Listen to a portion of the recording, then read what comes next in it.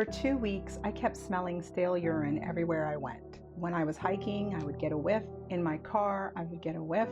When I was in my office, I would get a whiff, and then it hit me. There was a soul that was desperately trying to reach their loved one. This is going to be a long one, but it is extremely special. Stay till the end. One morning during work, I had to call a coworker. I needed some help. While we were having a conversation and she's looking something up, I'm just making general conversation, see how she's doing, ask about her mom. And the minute I asked about her mom, I felt cold. And that's normally a very good sign for me. And she tells me that her mom got really sick and that her mom had passed away and that she had to put her mom into a nursing care facility. And the minute she said that, I smelled the whiff of the stale urine, which is my sign for a nursing home, which is, I should have figured that out, but it took me 2 weeks. God bless this lady because she was persistent. And the minute she said that, I must have turned as white as a ghost because she said, "Are you okay?" And I said, "Yeah, can I call you right back?" I had never come out to anyone at work about what I do on the side, about just the way I look at things or my gifts. And so I took a minute,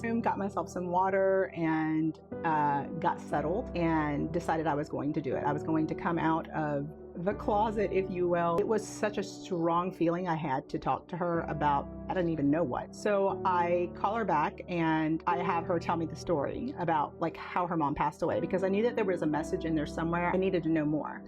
So she tells me the story about her mother and how her mom passed away. And then she asked me again, like, what happened? And so I asked her if she was open to mediumship and psychic sort of mediumship, if you will. And she said, absolutely. She was completely open to it. While we were talking, she mentioned that it canceled her mom's life insurance like 3 weeks or a month before her death. And that is when it hit me. That's exactly what the message was about. I used to work for New York Life, which was the company that held this policy. I was a sales agent as well as a sales development manager for them. It was one of my favorite jobs of all times. They're a great company. While we were talking, I said, no, this is what this message is about. The message is about you. You need to dispute the death benefit. She was like, but we didn't have any coverage. And I said, New York Life always does the right thing. That's why I loved working for them. They always did the right thing. They walked her through what it needed to say and to just escalate it, just keep escalating it until she got to somebody else. So she did. She got her first declination letter. And I said, no, call the 1-800 number, call New York, get them on the phone, explain to them that, you guys had this policy for 20 years. And 3 weeks before she passed, you guys canceled it. So that was that. I left it at that, kept it moving, didn't think anything about it. The smell went away finally. Praise the Lord. I was so happy. And then she calls me and she says, you are not going to believe this. She said, today is my birthday. I got a letter from New York Life with a check and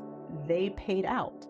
And I said, I do believe it. I completely believe it. So it was her birthday and her mom's tenacity was, and love, the love that I felt that she had for my coworker was so strong. It meant so much to me. And I know that it meant a lot to Teresa as well. Like it really touched her.